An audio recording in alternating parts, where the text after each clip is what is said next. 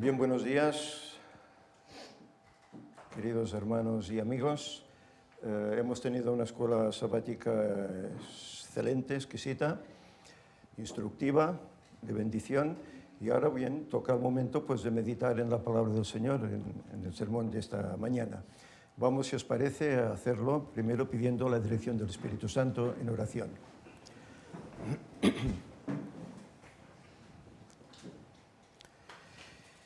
Buen Dios, buen Padre que estás en el alto cielo, Señor, te agradecemos porque nos vas guardando regularmente.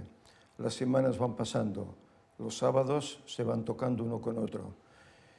Y bueno, eso nos gusta porque podemos estar aquí con los hermanos alabándote y nos gozamos en estudiar tu palabra.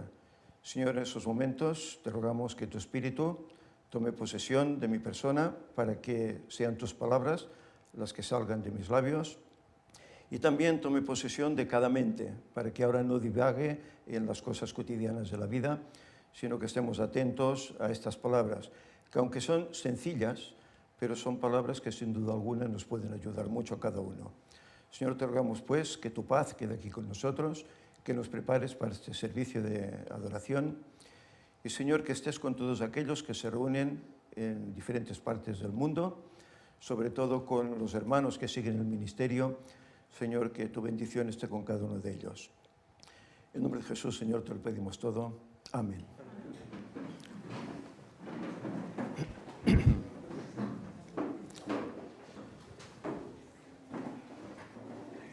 Muy bien, pues reitero, bienvenidos todos, los que estáis aquí en la sala, bienvenidos también los hermanos que se encuentran en sus hogares, reunidos, tal vez uno solo, tal vez varios, no sabemos.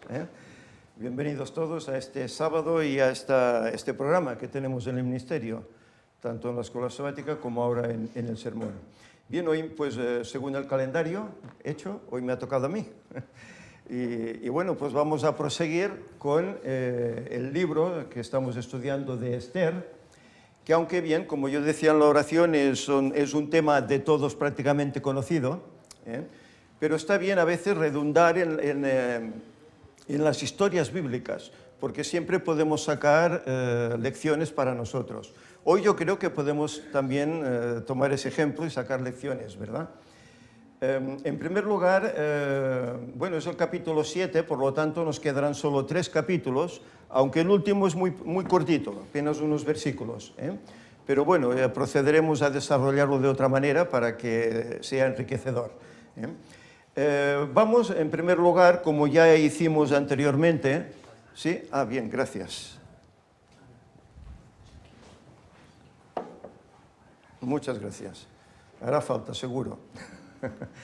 En primer lugar, lo que vamos a hacer es echar un vistazo a lo que hasta aquí hemos venido estudiando, desde el capítulo 1. Diréis, caramba, qué pesado es José. Bueno, es que esto lo hago incluso para mí mismo, porque mi memoria no es la que era, y a veces hasta tengo que recordar yo lo que hasta ahora he presentado.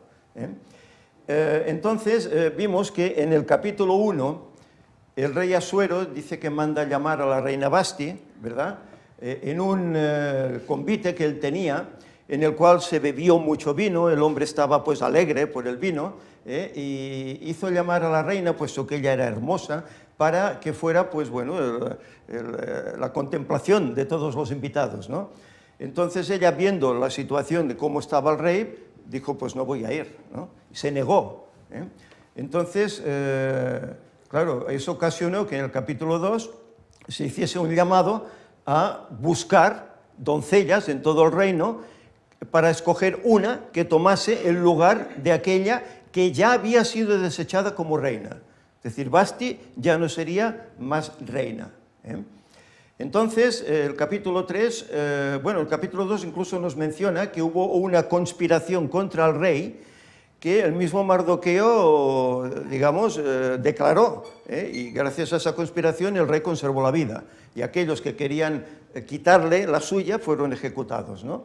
Eso lo vimos que tuvo un reflejo en el capítulo 6 que estudiamos últimamente, ya hace como 5 semanas, si no recuerdo mal. Muy bien, el capítulo 3, aquí interviene otro personaje en la historia de Esther, que es Amán. Este hombre, ya dijimos que era descendiente de aquellos amalecitas, ¿verdad? Amalecitas, ¿verdad? ¿Eran? Sí, ¿eh? Que lucharon contra Israel allá en el desierto, y bueno, el Señor dijo, tenéis que raer de la tierra a este pueblo, porque sin duda alguna era un pueblo malvado. Claro, Amán era descendiente de ellos. Entonces él se entera que ese tal Mardoqueo, que es el que reveló esa conspiración, es judío. Y hay un problema, y es que cada vez que Amán pasa por delante de Mardoqueo, ¿qué sucede? Todo el mundo se inclinaba ante él, pero Mardoqueo no lo hacía, y eso a él le carcomía. Y además era un judío. Pues entonces decide hablar con el rey y comentarle que, bueno, que parece ser que hay un pueblo que es rebelde a las leyes del reino, y que al reino no le interesa que sigan ahí, que los tiene que sacar de en medio. Y entonces se hace un decreto que será ejecutado el día 13 del 12º mes. Y aquí hablamos acerca del 13, ese número que ha utilizado tanto el Vaticano como la masonería, etcétera, etcétera, ¿verdad? No viene de ahora, eso ya viene ya de muchos miles de años atrás. Entonces, el capítulo 4, Esther dice que promete interceder por su pueblo para que no sea aniquilado, aunque su vida corra peligro. Por eso es aquel hecho que él dice, pues yo me presentaré ante el rey y si perezco, pues que perezca. Porque ella al primero quería negarse a hacer eso, pero Mardoqueo le dice, no creas que tú vas a escapar, tú también eres judía. Y claro, ella al verse ya entre espada y pared, piensa, pues bueno, que sea lo que Dios quiera. Y ella pues decide interceder por el pueblo. Entonces, el capítulo 5 vimos cómo Esther invita al rey Asuero y a Amán a un banquete. Durante el mismo, vuelve a invitarles a un segundo banquete, en el cual ella dice pues, que revelará ese pedido que tiene hacia el rey. Que el rey estaba ansioso por saber qué pedido sería, ¿no? Pero, bueno, ella dice, en el segundo lo revelaré, ¿verdad? Entonces, ¿qué ocurre? Que nuevamente Mardoqueo sale del banquete, Amán sale del banquete, se encuentra otra vez a Mardoqueo y la misma cena. Mardoqueo pasa de él absolutamente. Entonces él llega a su casa, ¿verdad? Enfadado, porque dice, mira, todo el mundo me reverencia, hasta la reina Esther, que me ha invitado a un banquete, pero paso delante de Mardoqueo y no hay forma, no hay forma. Y entonces, ¿qué le sugieren en casa? Tanto los adivinos que él tiene como su esposa, haz una horca de 50 codos y cuélgale en ella y te desharás de Mardoqueo. Y en el capítulo 6 vimos cómo la escena cambia de tal modo como el Señor guía las cosas, ¿verdad? Dice que el rey no puede dormir y pide el libro de las crónicas del reino. Y en ese libro le encuentra que Mardoqueo, en una ocasión, que era el capítulo 2, denunció una conspiración contra él. Y el rey le pregunta, ¿qué se hizo por Mardoqueo? Dice, nada, no se hizo nada. Bueno, quería solucionar ese problema, ¿no? Entonces, ¿qué ocurre? Que Amán, en su deseo de deshacerse de Mardoqueo, a primera hora de la mañana ya estaba allí en el patio, porque quería tener la primera entrevista con el rey. Entonces el rey pregunta, ¿quién está en el patio? Dice, pues está Amán, pues que pase. Y Amán entra, ¿verdad? Y el rey le pregunta, ¿qué se puede hacer al hombre que el rey quiere honorar? Claro, y él entonces, ¿a quién va a querer el rey honorar sino a mí? ¿No? Que soy el primer ministro. Y entonces empieza a decir que se tomen las ropas reales, el caballo del rey, y se haga viajar ese hombre por la plaza de la ciudad y que se proclame ante él, así se hará a todo aquel que sea fiel al rey, ¿verdad? Y le dice, bueno, pues haz eso con Mardoqueo. Qué chasco, ¿verdad? Toda la gloria que en principio quería que iba a ser para él, tiene que dársela a su enemigo Mardoqueo. Entonces, claro, ¿qué pasa? Él, avergonzado, pasea a Mardoqueo por la plaza, luego termina todo, cabizbajo llega a su casa, ¿verdad? ¿Y qué le dicen en su casa? Dice, amigo, dice, has empezado a caer ante él, no vas a prosperar, vas a caer. Y en ese momento es cuando llegan los emisarios de la reina. ¿Seguimos entonces?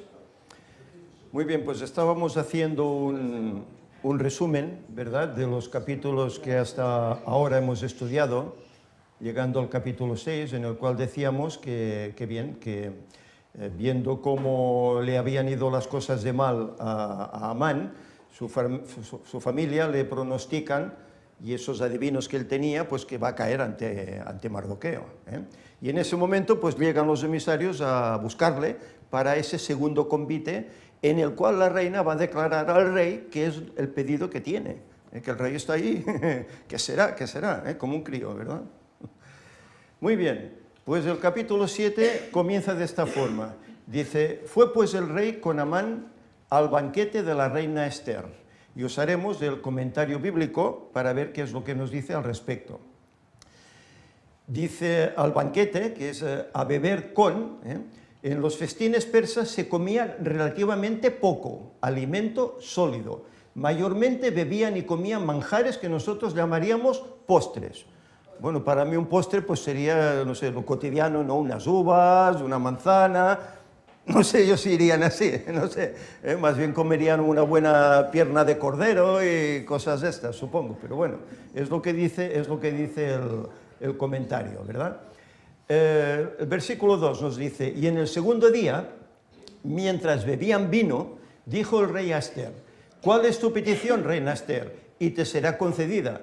¿Cuál es tu demanda? Aunque sea la mitad del reino, te será otorgada. Aquí el rey ya no podía aguantar más y tiene que decirle, bueno, ya dime de una vez cuál es esa petición que no me deja ni dormir, ¿no? Aquí vemos una ilustración para que nos hagamos una idea. Continúa el comentario diciendo, Asuero invita a Esther por tercera vez para que haga conocer su pedido. No hay duda de que el rey ya debe sentir mucha curiosidad por saber de qué se trata, lógicamente. Y dice, mientras bebían vino. Esta frase significa que ya había pasado la mayor parte del festín, cuando el rey presentó otra vez la pregunta. Es decir, que parece ser que después de la comida pues venía el beber mucho vino, la embriaguez, por así decir, ¿no? Versículo 3 nos dice, entonces la reina Esther respondió y dijo, oh rey, si he hallado gracia en tus ojos, y si al rey place, séame dada mi vida por mi petición, y mi pueblo por mi demanda. Qué petición más extraña, ¿verdad? Séame dada mi vida, dicen. Poco importaba al rey que fueran muertos miles de sus súbditos. Los intereses de estos no le preocupaban. Se había conformado con la acusación de Amán de que los judíos eran gente nefasta. Pero todo cambiaría si el decreto afectaba personalmente ¿a quién? A Esther, a su esposa, a la reina. El carácter de ella, su lealtad y afecto estaban muy por encima de toda sospecha. Además, él la quería. La reina manejó el asunto con tacto y habilidad e introdujo el tema de tal manera que hiciera un impacto personal en el mismo rey. La vida de ella estaba amenazada. Ella, la reina, estaba en peligro mortal. Pero vemos cómo, bueno, el Señor seguramente le pone ahí en la mente, ¿verdad?, la forma en que tiene que tratar el tema, para no ser tal vez muy agresiva, etcétera, y plantearle al rey pues un problema en el cual, bueno, hay un pueblo que parece que va a tener pues grandes problemas, ¿no? Y ella pues parece que en ese momento se incluye en ese pueblo. Versículo 4 dice, porque hemos sido vendidos, yo y mi pueblo, para ser destruidos, para ser muertos e incluso exterminados.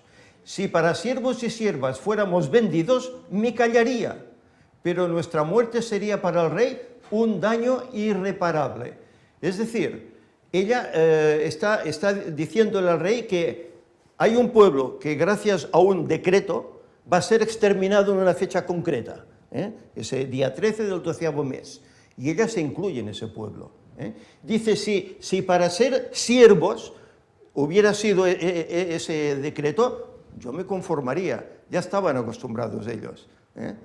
Entonces, bueno, dice, pero aquí el problema será en que si este pueblo desaparece, será un daño irreparable para el mismo rey y el imperio.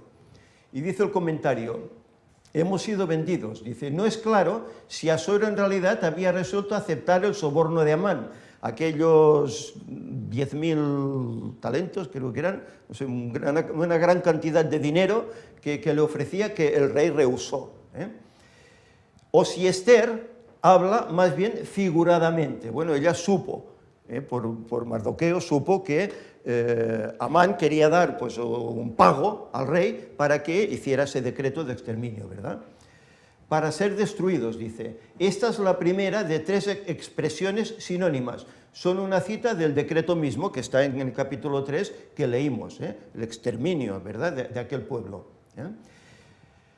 Dice ella, nuestra muerte sería para el rey un daño irreparable. El texto hebreo es problemático y hay diferencia de opiniones en cuanto al verdadero significado de esta declaración. Quizá Esther quiso decir que el dinero que Amán había pagado no podría compensar al rey por la pérdida que sufriría con la muerte de sus súbditos judíos. O posiblemente la reina insinuó, nuestra aflicción no ha de ser comparada con la pérdida del rey. Con lo que quería decir que el cumplimiento del decreto traería una pérdida mayor al rey que aún a los mismos judíos, o que los sufrimientos de ellos importaban menos que cualquier peligro que pudieran amenazar al trono por causa de estos judíos. Lo que dañara a los judíos perjudicaría también al rey. Eso es lo que le venía a decir, la reina, ¿verdad? Podría ser de gran pérdida para el rey, puesto que el pueblo judío era un buen negociante, desde luego, de siempre, y eso reportaría al reino suculentos beneficios, es lógico. Cuanto más dinero recogieran en sus negocios, pues posiblemente más ganancia habría para el reino, ¿verdad? Eso podría ser una. Otra, por otro lado, y mucho más importante, eran el pueblo de Dios, y sin duda bendecidos por él. Entonces, ¿qué pasaba? Aquellos reinos donde ellos estuviesen también recibirían bendición si eran respetados y gozaban de libertad. Ya para mí esta es la razón más fundamental, ¿verdad? Por eso no es extrañar que Esther le dijera al rey que él sufriría mayor pérdida, porque las arcas del reino, en primer lugar, se verían afectadas y, segundo, la bendición de Dios desaparecería del reino. Porque el reino tenía una relativa paz, ¿verdad? A pesar de los primeros años en los que hubo aquella confrontación con los griegos, que el rey perdió, pero luego, bueno, pudo conquistar esas tierras, ¿verdad? Pero si se levantaban contra los judíos, podía ser que esa bendición que tenían los judíos, que recíprocamente recibía el imperio, podía perderse. Y bueno, sabemos cómo ellos todos creían en sus dioses, ¿verdad? Pero el Dios de Israel era distinto. Tenían ellos una especie de tacto especial hacia ese Dios, sino que se lo digan a Nabucodonosor, etcétera, ¿verdad? Versículos 5 y 6, dice, respondió el rey Asuero y dijo a la reina Esther, ¿quién es y dónde está el que ha ensoberbecido su corazón para hacer esto? Esther dijo, el enemigo y adversario es este malvado Amán. Entonces se turbó Amán delante del rey y de la reina. ¿Nos imaginamos la cena? Tú has sido invitado a un festín, parece que todo va a ser gloria, honra, riallas, decíamos en castellano, ¿cómo sería eso? Sonrisas, etcétera, ¿verdad? ¿Y qué sucede? Pues sucede que te están acusando, te están señalando de que quieres exterminar al pueblo de la reina, al cual pertenece la reina. Bueno, ¿cómo cambia la situación, no? De estar en una alegría a pasar a ese reproche que, bueno, eso peligraba su vida ahí, Aquí vemos una ilustración, más o menos, que puedes sacar del internet, como sería, pues, ese señalar a Amán, ¿verdad? Enemigo y adversario, dice Esther, utiliza dos vocablos muy significativos en ese momento y cuyo orden, enemigo y adversario, establecen una degradación muy necesaria en ese instante. Claro, pierde todos los honores, ¿no? Primer ministro, mano derecha del rey, y de repente se revela como instigador para destruir al pueblo al cual pertenece la reina, ¿no? Claro, eso el rey no podía no podía de ninguna forma consentirlo. Versículo 7 dice, luego el rey se levantó del banquete, encendido en ira, y se fue al huerto del palacio, y se quedó Amán para suplicarle a la reina Ester por su vida, porque vio que estaba resuelto para él el mal de parte del rey. No hay que ser muy listo, ¿no?, para ver que esta acusación lo tienes claro ante el rey, ¿verdad?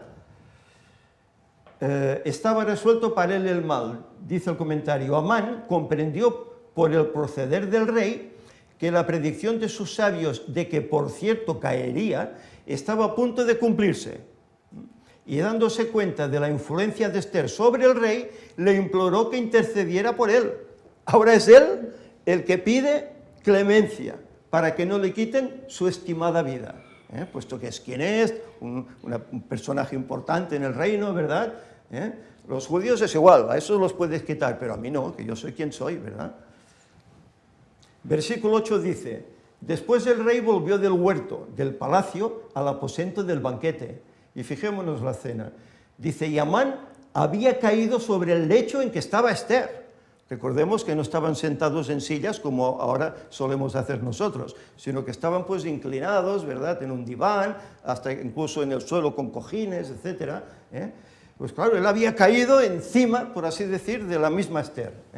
Entonces dijo el rey, ¿querrás también violar a la reina en mi propia casa?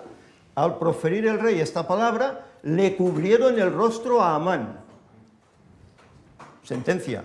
Eso era sentencia. El rey ya corrió su imaginación y se imaginó que hasta quería abusar de la reina, ¿verdad? Dice aquí, el rey volvió, dice, cuando Asuero volvió al aposento, interpretó la postura de Amán como un ataque deliberado contra la reina, y su ira hizo que así se lo figurara. En ese enojo se lo figura de esta forma, ¿no? Cubrieron el rostro a Amán. Dice, una señal de que Amán debía morir. Escritores griegos y romanos atestiguan de esa costumbre. Parece ser que en aquel tiempo, cuando a alguien se le cubría el rostro, ya has llepat, ya estás listo, ya estás listo. Versículos 9 y 10. Y dijo Arbona, uno de los eunucos que servían al rey, y aquí en casa de Amán la horca de 50 codos de altura que hizo Amán para Mardoqueo, el cual había hablado bien por el rey. Entonces el rey dijo, colgadlo en ella. Tajante. Así colgaron a Amán en la horca que él había hecho preparar para Mardoqueo, y se apaciguó la ira del rey. Fijémonos, ¿verdad? Toda esa gloria que él quería pretender tener, y más con la aniquilación de los judíos, resulta que los judíos de momento aún están vivos y él pierde su vida. Es colgado en ese herramienta de tortura pues, que había elaborado él mismo para deshacerse de Mardoqueo. Y además dice 50 codos, eso serían como 20 y tantos metros de altura, ¿no?, para que lo viera toda la ciudad, ¿verdad?, como pisoteo a Mardoqueo y a los judíos, ¿verdad? Y mira por dónde acabó él allá. Nos dice el comentario, Arbona, que es el nombre de este dignatario. Dice, Arbona era quizá uno de los eunucos del rey enviados temprano ese mismo día para invitar a Amán al festín. Y si así fue, personalmente tuvo que haber visto la horca. Claro, fue a su casa a buscarle, pues vería la horca allí preparada, ¿no? Una horca tan alta, pues se vería, ¿no? Había hablado bien por el rey, dice, una referencia a la forma en que Mardoqueo descubrió la conspiración contra el rey, allá en el capítulo 2, ¿verdad? En casa de Amán, dice, declaración que destaca la crueldad de Amán. No podría haberse encontrado un medio más adecuado para ejecutar al miserable Amán. Su castigo correspondía perfectamente al crimen que él quería cometer. Ahora bien, vemos que ellos pasaron una experiencia amarga. La experiencia aún estaba ahí. No había en principio una solución. Sí que el que había levantado todo ese decreto, había hecho levantar el decreto, se le había quitado la vida. Pero recordemos, los decretos que se hacían allá en el reino de Persa no se podían rectificar. Se tenían que llevar a cabo. Es decir, que en teoría el pueblo de Israel, el pueblo judío, tenía que morir. No se podía revocar ese edicto. Pero fijémonos, y aquí utilizaremos otros pasajes de la Biblia concernientes al pueblo de Dios, ¿verdad? Salmo 32:7 dice: tú eres mi refugio, me guardarás de la angustia, con cánticos de liberación me rodearás. Y realmente esto es lo que empezó a hacer el Señor con aquel pueblo, ¿verdad? Otro que se encuentra en Deuteronomio 31:6. Dice: esforzaos y cobrad ánimo, no temáis, ni tengáis miedo de ellos, porque Jehová tu Dios es el que va contigo, no te dejará ni te desamparará. Estas mismas palabras luego fueron repetidas a Josué, que creo que estas iban dirigidas a él también. No te dejará ni te desamparará. Y realmente ellos pues confiaban, por eso dijo Mardoqueo, que se lo dice a Esther, que quién sabe si para esta hora has llegado al reino, pero si tú no haces nada, el Señor de alguna forma intervendrá, de alguna forma vendrá al favor, y tú no serás beneficiada. Recordemos, es decir, ellos tenían una confianza en ese Dios, conocían la Escritura perfectamente. Isaías 54:17 dice: ningún arma forjada contra ti prosperará, y condenarás toda lengua que se levante contra ti en juicio. Esta es la herencia de los siervos de Jehová, y su salvación de mí vendrá, dijo Jehová. Otra promesa, y una promesa que aún está vigente. Si recordamos los escritos de Ellen White acerca de la tribulación final, nos dice que aquellas espadas que sean levantadas contra el pueblo de Dios se convertirán en paja y no podrán dañarnos. Claro, todo eso sucederá cuando haya terminado el tiempo de gracia, no antes, no antes. Pero el Señor luego protegerá a esos 144.000. Salmo 119, 114 dice: mi escondedero y mi escudo eres tú, en tu palabra he esperado. Por eso Mardoqueo tenía esa confianza, ¿verdad?, que Dios actuaría de alguna forma a favor de su pueblo. Y Proverbios 17, 13 dice: el que da mal por bien, no se apartará el mal de su casa.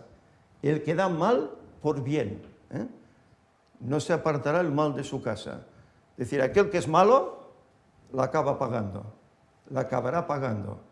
Si no ahora, en un futuro. Por eso que sabemos cómo el Señor que dice: mía es la venganza, yo juzgaré, ¿verdad? Y llegará un día en el cual el Señor preparará ese horno de fuego, ¿verdad?, ese lago de fuego y azufre en el cual los malvados serán echados, para nunca más volver a levantarse. Resucitarán una vez, después del milenio, ¿verdad?, pero nunca más aparecerán. Ahora bien, vamos a ver aquí algunos casos en que Dios vuelve el mal en bien. Y vamos a ver algunos personajes en la Biblia que sucede esto. El Señor vuelve el mal para bien. Por ejemplo, Balaam. Bueno, hemos oído hablar de Balaam, ¿verdad? Balaam el codicioso. Según esta historia se encuentra en Números 22, capítulos 22 al 24. El rey moabita Balac, asustado por lo que Israel hizo a los amorreos, pensó en llamar a Balaam para que maldijera a Israel. Claro, vea todo aquel pueblo inmenso, acampado, toda aquella planicie, en ese orden, ¿verdad? Y él sabe que estuvieron destruyendo a los amorreos, a ese Og, etcétera, del cual se está hablando ahora, ¿verdad?, en las conferencias de Og y Magog. Pues él tuvo temor. Entonces, ¿qué se le ocurre? Hay un profeta por ahí, voy a buscarle pues para que venga y me maldiga a este pueblo para que no puedan conmigo, ¿verdad? Balaam recibe a los emisarios que envía al rey y los aloja. Yo escribo aquí: tremendo error. Porque él, si era profeta de Dios, sabía que venían esos hombres. Pues recházalos. No, iros. Pero no, él los aloja. ¿Por qué? Bueno, hablaré con el Señor a ver qué me dice, si voy con vosotros o no voy. ¿Pero por qué? Porque le ofrecían unas ganancias, ¿verdad? Y él, bueno, era codicioso. Dios le dice que no vaya con ellos a maldecir a Israel. Por segunda vez vuelve el rey a enviar nuevos mensajeros, príncipes más honorables. Y entonces Balaam los recibe, les dice, quedaros aquí, consultaré al Señor y a ver el Señor qué dice. Otro error tremendo también, ¿no? Él sabía que no los tenía que recibir. Entonces que el Señor le habla, le dice, bueno, ves con ellos, pero cuidado con lo que vas a decir, ves con ellos. Y entonces es ese episodio en el cual él monta en su asna, ¿verdad? Esa asna que hacía tiempo que estaba con él, y el asna ve en ese camino que había un muro aquí, un muro allá, no podía apartarse, ve un ángel con una espada desenvainada. ¿Y qué hace el asna? Pues ahí apretando la pierna del profeta contra el muro, y el profeta baja y venga dándole palos al asna, y el asna habla. Y el asna tiene que hablar. El Señor permite que ese animal hable. ¿Por qué me golpeas? Oh, porque no me obedeces. Y empieza ahí una conversación con el animal sin darse cuenta. Bueno, ¿qué le pasó a Eva, no? Eva entró en conversación con una serpiente que en teoría no hablaban, ¿no? No hablaban los animales, solo hablaba el ser humano, ¿verdad? Y claro, las conversaciones a veces llevan a problemas, ¿no? Y bueno, él conversó con el asna, le dice, ¿cuánto tiempo hace que cabalgas sobre mi techo esto alguna vez? No, pero si tuviera una espada no te mataría, ¿no? Y entonces, ¿qué hace? El Señor abre los ojos del profeta y ve al ángel y se da cuenta, caray, ha sido más inteligente ella que yo, ¿no? Porque si hubiera seguido, el ángel le dice, ¿hubiese seguido el camino? Digo, al asna lo hubiese dejado viva, pero a ti te quitó la vida. Digamos que el asna le salvó la vida a ese profeta codicioso. Llega entonces hasta el rey Balac y por 3 veces bendice al pueblo en contra del deseo del rey. El rey le dice, prepara esos 7 altares, ¿verdad?, para ofrecer esos holocaustos, etc. Pero no hay forma. El Señor siempre le dice que bendiga, nunca que maldiga. Y claro, Balaam entonces se molesta, oye, te he hecho venir, te voy a dar grandes honores para que me maldigas a este pueblo y encima me lo bendices, pues vaya. Entonces tuvo que volverse a su casa, pero he aquí que en Números 31, 8 y 16, y luego en Josué también nos habla de ello, Balaam fue muerto por Israel por querer hacer caer al pueblo cuando destruyeron a los madianitas. ¿Por qué? Josué 13, 22 dice, también mataron a espada los hijos de Israel a Balaam, el adivino, hijo de Beor, entre los demás que mataron. Dices, caramba, ¿por qué? ¿No era profeta de Dios? ¿Por qué tienen que matar? Cuando destruyen a todos aquellos reyes, ¿verdad? También destruyen a Balaam. Y fijémonos qué dice el comentario. El adivino, es decir, que él era profeta, pero dejó de serlo en algún momento dado. Y entonces pasaron a llamarle el adivino. Recordemos que a los profetas en aquella época se les llamaba videntes. La experiencia de Saúl, ¿dónde está el vidente? ¿Verdad? En tal lugar lo encontrarás. Y era Samuel, ¿no?, el vidente. Bien, pues dice el pasaje este del comentario, dice, en un tiempo Balaam fue profeta de Dios, pero se vendió a cambio de recompensas y honores, y degradó su posición como profeta hasta llegar a ser conocido como adivino.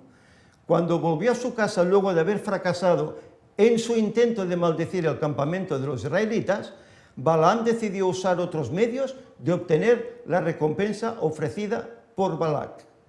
¿Y qué medios fueron? Dice, regresó a la tierra de Moab y persuadió a los moabitas para que indujeran a los hijos de Israel a caer en la idolatría y en la inmoralidad. Ese plan prosperó.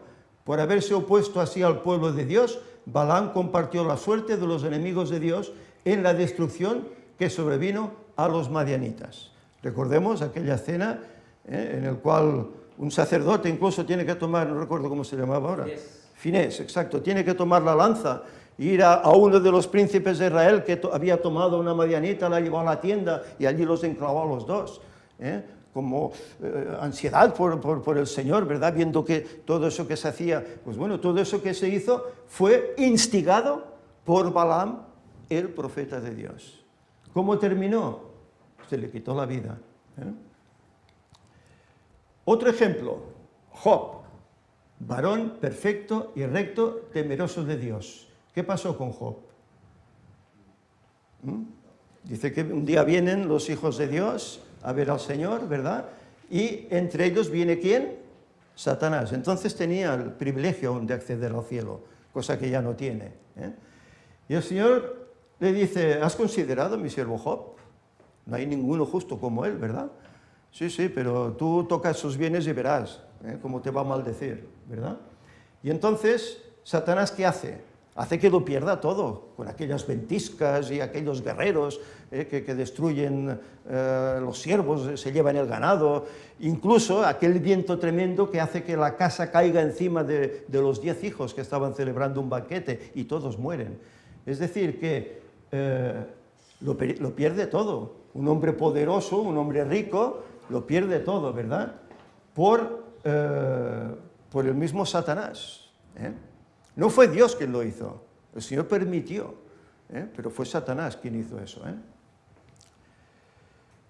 Satanás, no estando contento con eso, viendo que él se mantiene fiel, dice, sí, sí, toca su piel y verás cómo luego sí te va a maldecir. Y el Señor le dice, bueno, él está en tu mano, pero presérvale la vida. ¿Y qué pasa? Pues le envía una enfermedad tremenda, una especie de sarna, desde la cabeza hasta los pies, y el hombre, bueno, pues ahí sufriendo de dolor, con todas esas llagas tremendas, ¿verdad?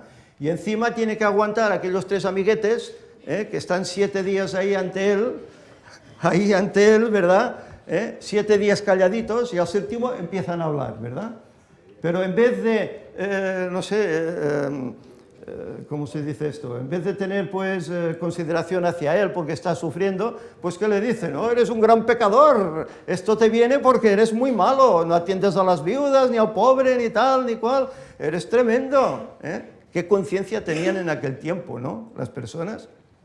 Bueno, eso ocurre hoy, aún hoy, eso aún ocurre hoy, Tú estás en la iglesia y las cosas parece que tienes problemas, no te marchan bien. Uy, tú es que eres un gran pecador, Tú, bueno, a ti teníamos que borrarte, teníamos que echarte ya de la iglesia, Bueno, porque se mide la bendición con lo bien que le va a uno, ¿no? Y a lo mejor a veces lo bien que le va a uno, le va bien pues porque a lo mejor ha logrado esa bienaventuranza como indignamente, ¿no? Y a veces pues, eso no se mira, solo se mira, vas mal, uy, es que eres malo, eres malo.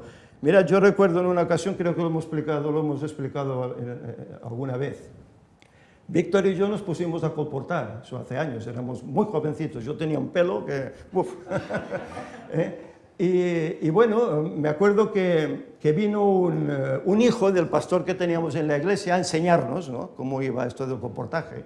Y el hombre se quedó con nosotros una semana y estuvo, pues bueno, a diario, 8 horas diarias, saliendo, presentando los libros, que todos eran libros de salud, etc. Pues bueno, y así el lunes, el martes, hasta el viernes, no vendió nada, cero. Y según su padre, él era el número 1 en ventas en España, en la Unión Española, en la editorial, no vendió nada. Resultado, vosotros sois satánicos. Fue el resultado que se obtuvo de allí. Vosotros es que estáis con el diablo, porque mi hijo es número 1 de venta, y si no ha vendido es que estáis con el diablo. Caramba, bueno, ¿será verdad o no será verdad? Ya nos quedamos nosotros, bueno, ¿qué pasa aquí, no? Bueno, intentábamos ser fieles, pero bueno, a ver si será verdad. ¿Qué pasó? A los pocos días viene otro ministerial para acabarnos de enseñar cómo a comportar, ¿no? Era un hermano de Tarragona, no, de Lérida. Y bueno, aquel hombre estuvo con nosotros una semana. Va a una escuela, salen, no sé, 14, 15 maestros, presenta, casi todos compran. Sale de allí, se va a otra, casi todos compran. Va a otro lugar, casi todos. Total, vendió 375.000 pesetas de la época. 375.000 pesetas. Claro, luego el pastor, la cabeza agacha. No le dijimos nada, pero solo viendo el resultado, pues se dio cuenta que había metido la pata hasta más arriba de la ingle, ¿no? Entonces, claro, ¿qué pasa aquí? ¿Es que nosotros éramos satánicos antes y ahora no? ¿O qué pasa? Bueno, pues que no en todas partes el mismo sistema fluye igual y va igual. ¿Qué pasaba? Cataluña en aquel momento era muy catalanista. Y aquí, si no hablabas catalán, olvídate, ¿eh? No te, vamos, ni te abren la puerta, ¿eh? Y claro, aquel hombre era castellano, hablaba en castellano, nadie lo atendía, nadie quería saber nada de él. Este hombre era catalán, hablaba catalán, y además el hombre conocía los libros, y además la naturopatía, etcétera, vendió lo que quiso, y porque paró, si no vende más. Pero me vengo a referir que si las cosas van mal, es que eres el diablo, y si las cosas van bien, no es que Dios te bendice, ¿no? Bueno, esa es la costumbre que hay en la iglesia aún hoy, ¿eh? Aún hoy, ¿eh? Bueno, acabamos aquí porque éramos satánicos, ¿no? Por eso acabamos borrados de la iglesia, ¿no? Por ser satánicos, ¿eh? Sus amigos dice que le afrentaron haciéndole ver que era un gran pecador. Él afirmaba su condición de justo y fiel ante el Señor, ¿verdad? Finalmente, ¿qué ocurre? Él es sanado, restituido por Dios, vuelve a enriquecerlo y a darle esos 10 hijos que había perdido otra vez, ¿eh? Y ora incluso por sus amigos que estaban errados, con esa creencia de que si las cosas te van mal, es que eres malo, ¿eh? Y no es así realmente, ¿eh?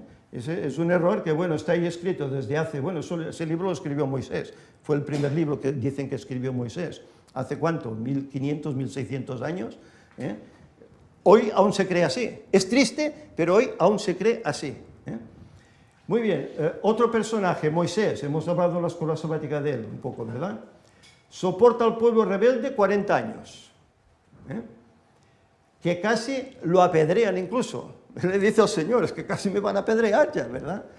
Pero Dios le dio paciencia y oró por ellos y pidió al Señor que le borrara a él del libro de la vida, pero que los mantuviese a ellos, que los salvara a ellos. Fijémonos hasta dónde llega, ¿eh? Moisés. Llega un momento en que él muere, dice que el mismo Cristo lo entierra, ¿verdad? Pero el mismo Cristo, según nos dice Judas, lo levanta, ¿verdad? Dice, Cristo lo resucitó y también lo llevó al cielo. Se le apareció luego junto a Elías en el monte de la transfiguración. Es decir, aquel que parece que todo le iba a ir mal, porque aquel pueblo rebelde le agotaba la paciencia, pues finalmente, ¿qué obtuvo? La salvación antes que ninguno de los demás, antes que ningún otro mortal, ¿eh? Y tiene ese privilegio de estar allá. Apareció a Cristo en el monte de la transfiguración, ¿verdad? Elías, otro que también creo que hemos hablado hoy, ¿verdad? Se enfrentó al rey y a los Baales, él solo, 450 Baales, y el rey, adorador de ellos, ¿verdad? Sufrió persecución 3 años y medio, de ahí viene pues lo que se ha predicado en el ministerio, ¿verdad? Esa tribulación de 3 años y medio que vivirá el pueblo, ¿eh? El Señor por eso lo sostuvo y finalmente fue trasladado al cielo sin conocer la muerte. Aquello que parecía que me he quedado solo, ¿verdad? El Señor le dice, no, que hay 7000 aún que no han doblado la rodilla, ¿eh? Pues al final el Señor, como recompensa por su fidelidad, ¿qué hace con él? Lo traslada sin conocer la muerte, ¿eh?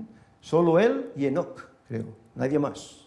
Sin conocer la muerte están en el cielo. No están en otro lugar, como decían algunas denominaciones. No, es que el Señor se lo llevó a otro lugar. No, ya por eso cuando le dijeron a Eliseo, vamos a mandar jóvenes para que le busquen, no vayáis. ¿Por qué? Eliseo sabía que no estaba en ningún lugar de la tierra, que había sido llevado al cielo. No vayáis, ¿eh? Y realmente fue así, no lo encontraron, ¿eh? Otro personaje, Pablo, fue perseguido, fue apedreado por los judíos, fue azotado, sufrió naufragios, tantas calamidades, ¿verdad?, por ser fiel a Dios, y finalmente, en su vejez, decapitado, allá en Roma, ¿eh? Pero, ¿qué dice la Escritura? Que aguarda la corona de la vida, la corona de justicia, ¿eh? Todo aquel mal que se volvió contra él llegando a vencer toda esa tentación, toda esa problemática, aguarda hoy en la tumba la corona de la vida, ¿eh?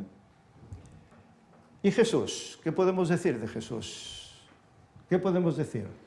Dejó su lugar en el cielo, se rebajó a vivir como hombre, pero no solo como hombre, sino como siervo, como sirviente, ¿verdad? Por eso esa cena, en la comunión, en la Santa Cena, en el cual toma aquel lebrillo, aquella toalla y lava los pies de los discípulos. Y Pedro, ¿qué le dice? No, Señor, tú a mí nunca me lavarás. Soy yo que tengo que lavar. No, no, ahora no entiendes, pero lo entenderás después. Demostró esa servidumbre, ¿verdad? Esa humildad. Fue tentado por el diablo en persona, 3 veces, allá en el monte, ¿verdad?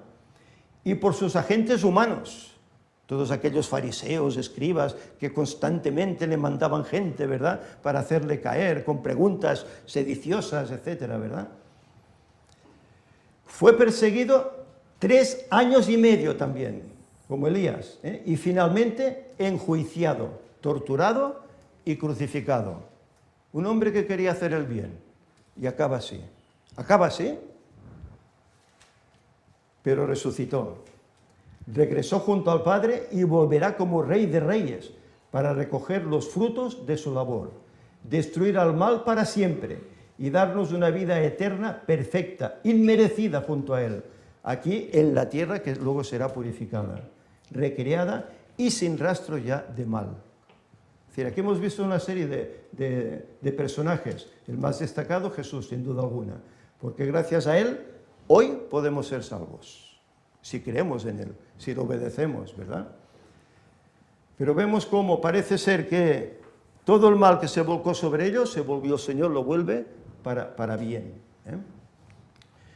Y ahora podemos preguntarnos, ¿y nosotros? ¿Y nosotros? ¿Tomaremos el ejemplo de ellos y viviremos obedientes a Dios a pesar de los obstáculos que el enemigo ponga en nuestra carrera? Recordemos, el pueblo de Israel iba a tener la suerte de la muerte, ejecución. Nosotros, y lo veremos en capítulos más adelante, vamos a tener también esa suerte de ser destinados a la destrucción. Algunos, el Señor permitirá que vayamos al descanso, como mártires aún. Otros, el Señor se los llevará siendo muy niños, o siendo ya ancianos. Pero habrá unos que quedarán vivos. Y cuando ese decreto de muerte vaya a ser echado adelante, vaya a ser ejecutado, es cuando se verá esa nube negra que irá avanzando, como la vio Elías, ¿verdad? Esa nube negra que va acercándose, se está volviendo blanca, majestuosa, y aparece Cristo, ¿verdad? Todo el cielo viniendo a buscarnos. Será algo espectacular, desde luego. Compartiremos con otros el mensaje de salvación y nos mantendremos fieles, pase lo que pase, para recibir como ellos la corona de la vida de manos de Jesús. O diremos, bueno, ya que va a venir todo ese problema, bueno, pues yo abandono el navío, ¿verdad? Pierdo la fe, lo dejo todo, me vuelvo a como estaba antes, que estaba muy bien, y que sufra otro. ¿Haremos eso? Todos esos son ejemplos para nosotros, y todos sufrieron para darnos ejemplo. Pero hay uno, del cual hemos hablado últimamente, Jesús, que lo hizo todo, lo pagó todo por nosotros. Quizá nos pedirá que entreguemos la vida, quizá nos pedirá eso, pero hasta eso debemos hacer por aquel que lo ha hecho todo por nosotros. Porque aunque vayamos al descanso siendo fieles, nos levantará e iremos con Él. Y si no, pues perteneceremos a aquel grupo especial de 144.000, que como Elías y como Enoc pasarán a la eternidad sin conocer la muerte. Quiera el Señor que podamos ser de esos, ¿verdad? Pero bueno, no sabemos lo que nos depara el Señor a cada uno de nosotros. Como tampoco sabían los judíos de ese tiempo de Esther cómo acabaría eso. Mardoqueo lo tenía seguro, el Señor algo hará, pero de los demás no se dice, de momento, no se dice nada. ¿Qué pasará con nosotros? Estamos solo a 9 años, si el Señor permite que vivamos hasta el final, que no sabemos. Que el enemigo no pueda vencernos, ya que el cielo ha puesto todo para nuestra victoria, y cuando Cristo vuelva, seamos parte de los frutos que vendrá a recoger. Que así sea. Amén. ¿Veis cómo hay lecciones que sacar de estas historias? Todo eso está escrito para aquellos que han alcanzado los fines de los tiempos, para que aprendamos, Y si el Señor estuvo con ellos, lógicamente aún lo estará con nosotros. No se ha apartado la mano de Dios, para ayudar, para auxiliar. Aún está ahí. Muy bien, pues que el Señor nos ayude. Y quisiera terminar pues haciendo un avance de lo que será el capítulo 7, perdón, el capítulo 8, ¿verdad? En el cual veremos cómo el rey ofrece a Esther la misma casa de Amán, de aquel que quería quitar la vida a los judíos, ¿verdad? Cómo Mardoqueo es elevado al puesto que tenía Amán, como primer ministro, qué bendición, ¿verdad? ¿Y qué pasa con el pueblo judío? Bueno, pues se tiene que hacer un nuevo decreto, el rey, que les da el anillo, ¿verdad?, para que hagan un nuevo decreto en favor de los judíos, puesto que ese no se podía eliminar, se tenía que ejecutar, tenían que ser muertos, pero entonces se hace un nuevo decreto que ya veremos en qué consiste. Y por último, bueno, no quiero olvidarme, puesto que tanto creo que aquí en casa de Víctor como personalmente he recibido llamadas de hermanos que me piden, por favor, anunciar los libros, porque hemos hecho aquí un gasto con las imprentas, tenemos aquí 500, 1000 libros que hay que sacar, y si no tenemos nadie que nos lo pida y se quedan. Anunciar los libros, por favor, para que tengamos pedidos y podamos sacarlos, de esta forma dar el mensaje, porque eso es lo que se trata, ahí se encuentra el mensaje de Dios, tanto en la solución sobre la crisis mundial como en la arqueología de Ron Wyatt. Ahí encontramos el Evangelio, ¿verdad? Y cómo no, pues el último que escribimos, estudios bíblicos sobre la verdad presente, esos 38 estudios que hay. Y aquí pues tenéis las direcciones de todos los hermanos que han tomado esa diligencia de querer compartir libros con sus conciudadanos.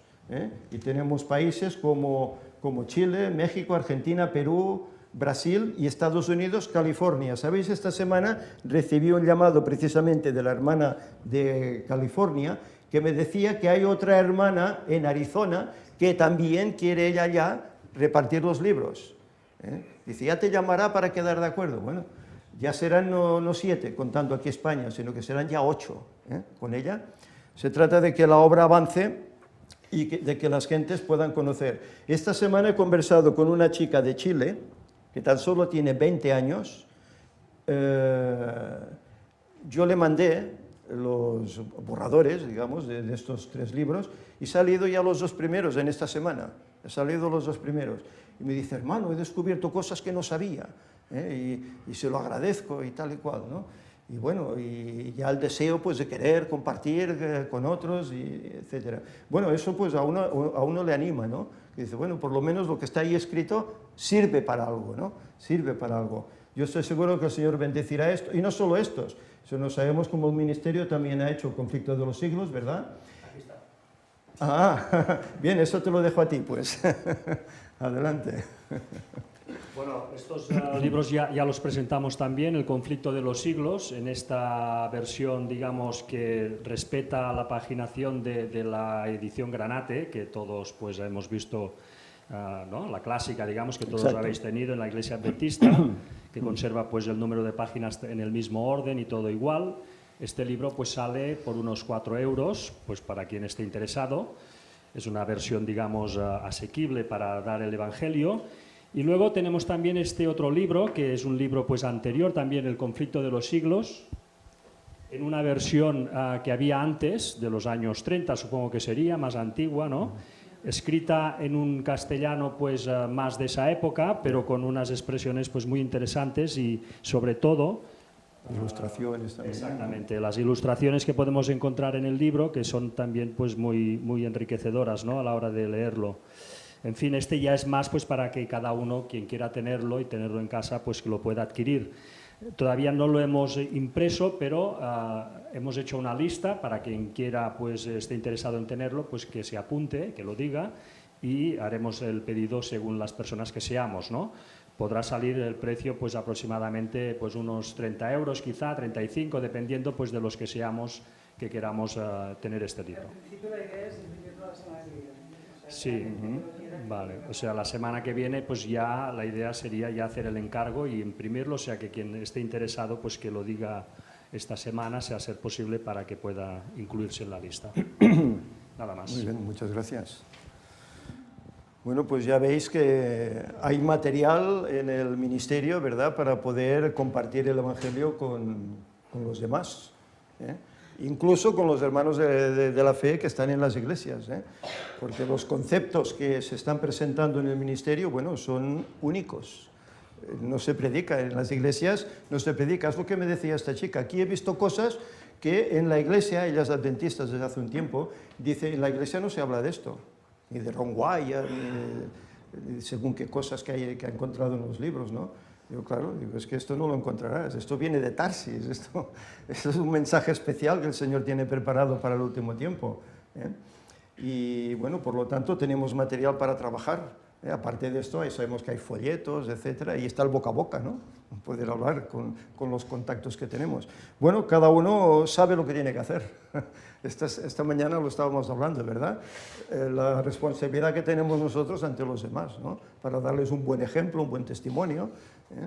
Pues bueno, es de lo que se trata, ¿eh? Y sin duda alguna, Señor, tocará el corazón de aquellas almas sinceras para que se conviertan.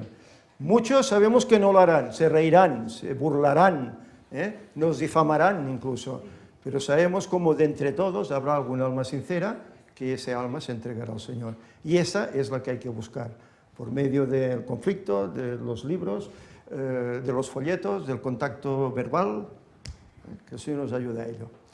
Vamos pues a terminar, que tengáis todos un feliz resto de sábado, y vamos a terminar con una oración.